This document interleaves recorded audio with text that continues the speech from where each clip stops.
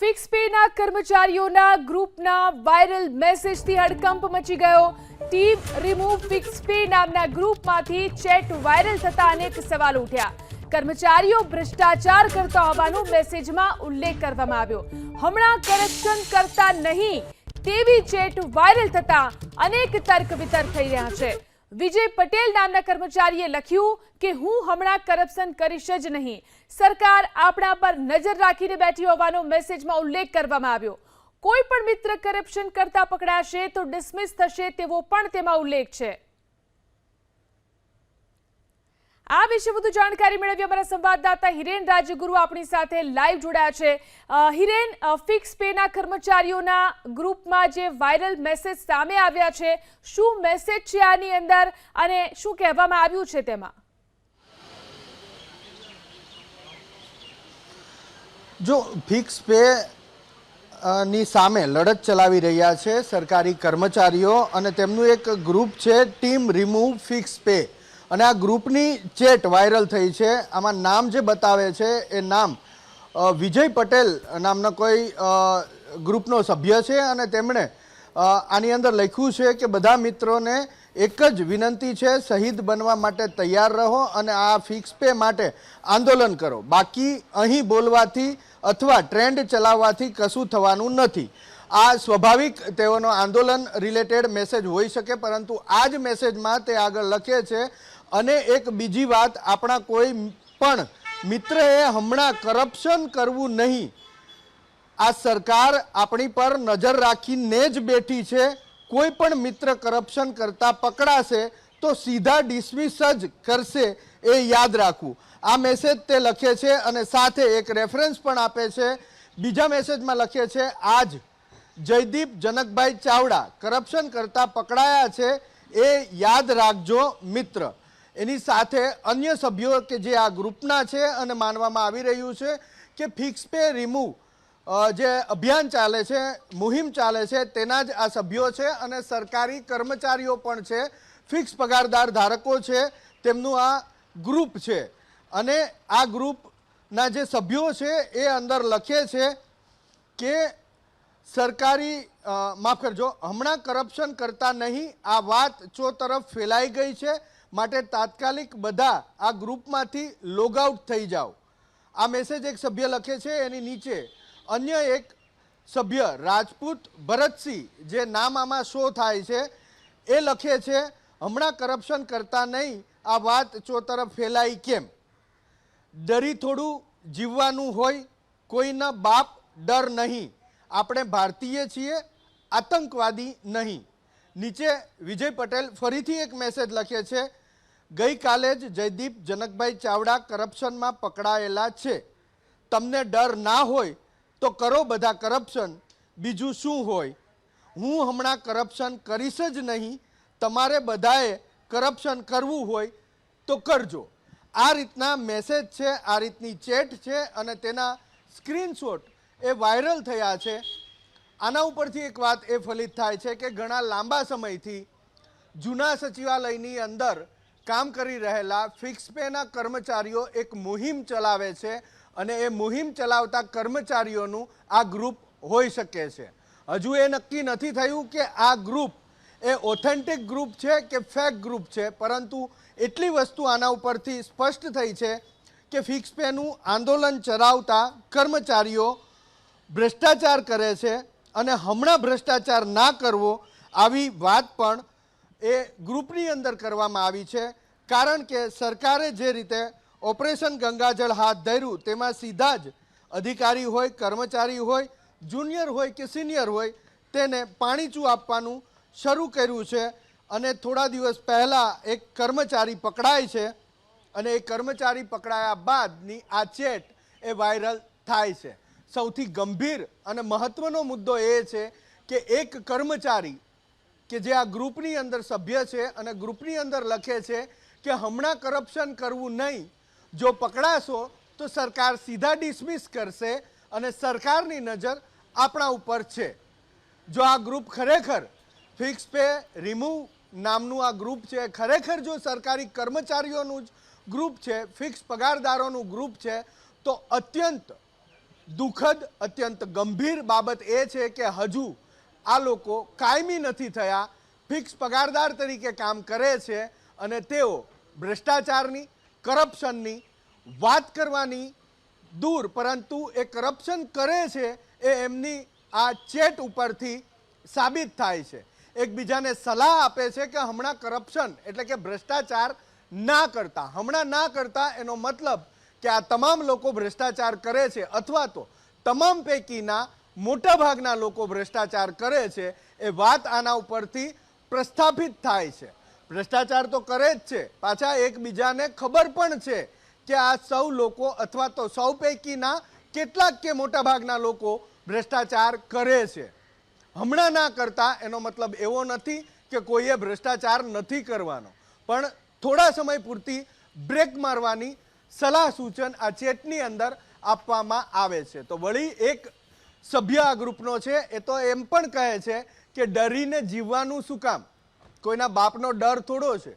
આપણે ભારતીય છીએ, એટલે ભારતીય છીએ એટલે ભ્રષ્ટાચાર કરવાનું લાયસન્સ છે, ભ્રષ્ટાચાર કરવાનું સર્ટિફિકેટ છે.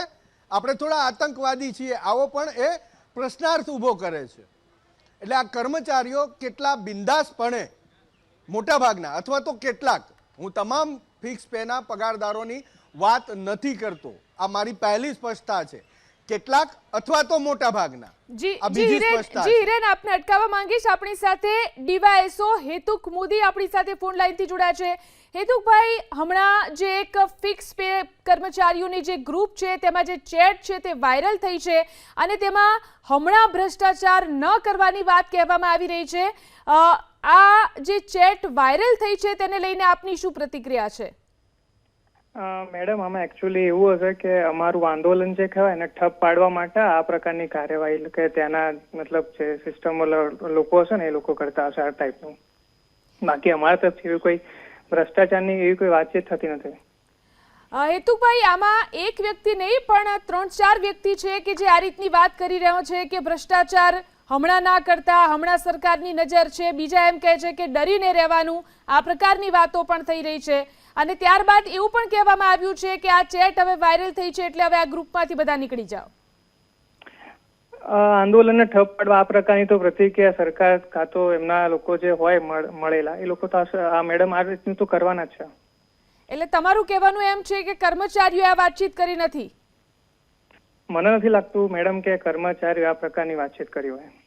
જી, અમારા સંવાદદાતા હિરેન રાજ્યગુરુ આપને કંઈક પૂછવા માંગે છે. જી હિરેન.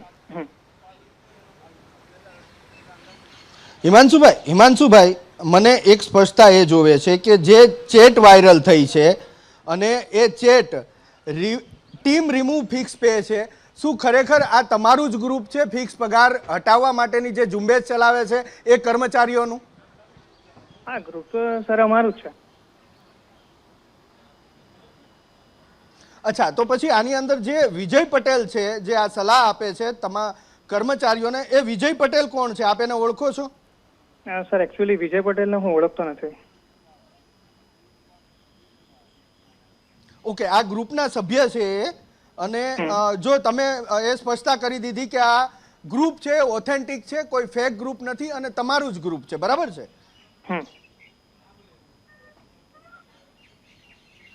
અન્ય એક સભ્ય પણ આની અંદર જે નામ બતાવે છે એ નામ છે રાજપૂત ભરતસિંહ. સર, એકચ્યુઅલી આ પ્રકારે અમારા ગ્રુપને બદનામ કરવાની જગ્યાએ સર એકચ્યુઅલી આ ગ્રુપને બદનામ કરવાની જગ્યાએ જે એકચ્યુઅલી અમારી જે મોમેન્ટ એના તમે કદાચ થોડુંક વધારે બહાર આપશો તો વધારે સારું રહેશે. કારણ કે એકચ્યુઅલી અમને ફિક્સ પગારે એક પ્રકારની અમારી શોષણ વૃત્તિ સરકાર કરી રહી છે.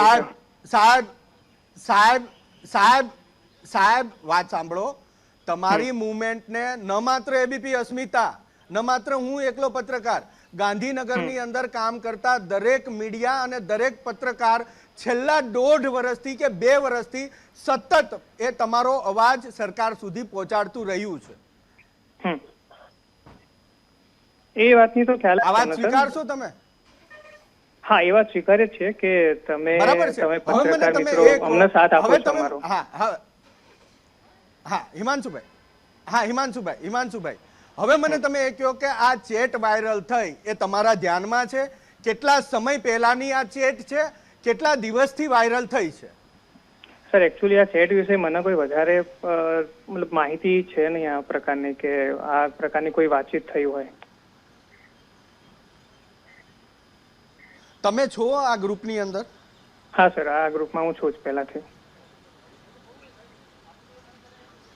તો સાહેબ પછી આ ચેટ અંદર બધું જે લખાય છે એનાથી તમે અજાણ હોવ એ મારે કઈ રીતે સ્વીકારવું?